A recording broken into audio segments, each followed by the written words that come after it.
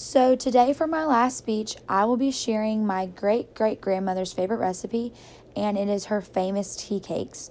So, these tea cakes have actually been in my family for 4 generations, which I am the fourth generation. So, when my great great grandma used to make her tea cakes, which that is her, right before she died, she would make these tea cakes on special occasions. So, the reason being is because growing up, she really didn't have like a lot of money. So, when they made these, they knew it was a special event. So she would make these for Christmas and Thanksgivings and things like that.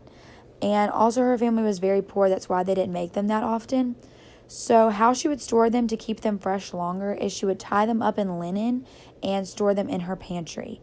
So, when the recipe got passed down to my great grandmother, which is the white haired lady, and she's holding me, when it got passed down to her, she kept the tea cakes how they originally were made.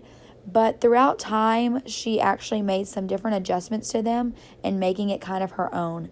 So she would always make the tea cakes plain, but again, for special events like her birthday and Christmas and stuff, she would add pecans into the cakes because she actually grew pecan trees out in her yard. So she would add her own pecans into the tea cakes.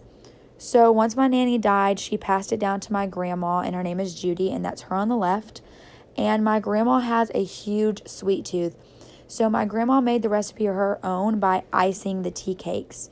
Most of them she would leave plain though for my grandpa, because when my grandpa grew up with his great great grandma, this is her recipe, she would always make them plain, so that's how he liked them, and that's my grandpa right there. He always liked them plain. But whenever I would come over and bake with my grandma, we would always frost them or ice them, and that's me right there with the iced tea cakes. And whenever we would bake, we would always have such a fun time. Baking with my grandma is some of the favorite memories that I've had growing up. One of the favorite things that I always did was I always had to stand on a chair and mix whatever we were baking because I was always too short to reach the counter. So that's the history about the tea cakes, and now I'm going to be talking about the ingredients. So the first ingredient that you're going to need is 1/2 cup of sugar, and then after that you're going to need 1 cup of butter, or it could be margarine, but just regular butter. You don't need to melt it or anything. Then you're going to need 4 cups of flour leveled. After that you're going to need 2 eggs. Doesn't say what kind, just 2 regular eggs. And then 1 teaspoon of leveled baking soda.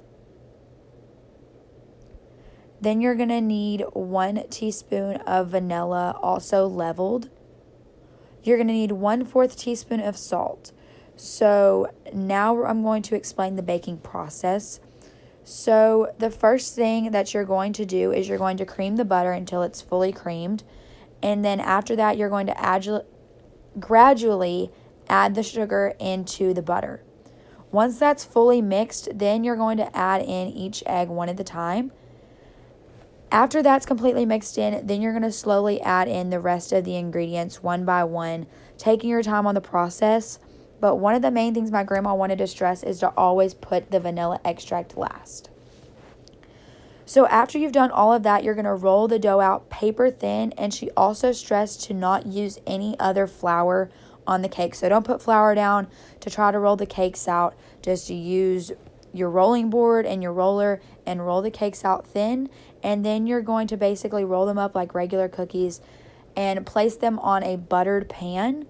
And one of the interesting things about this recipe is that it doesn't have a specific time for the tea cakes to cook. My grandma has a very watchful eye, and she always said they will be done when the sides are golden brown. So we still follow that tradition today, and we just check every few minutes and see if the sides are golden brown, and that's how we know that's when they are done.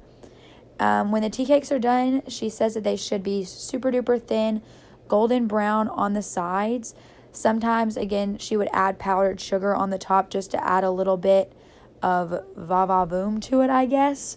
But she always kept it plain and simple. She was a very simple lady and very, very sweet. And this is actually her original recipe. She wrote this. This is hers, and we still have it to this day at my grandma's house. And these are just a couple pictures of me actually making the tea cakes. And I don't really look that happy about it, but I swear that I am. And these are just memories that I hope to bring with me. And whenever I have children, I hope to pass down this recipe to my kids one day and then to their kids, and just keep my great-great-grandma's tradition alive and keep making these tea cakes for all my special family events. Thank you so much.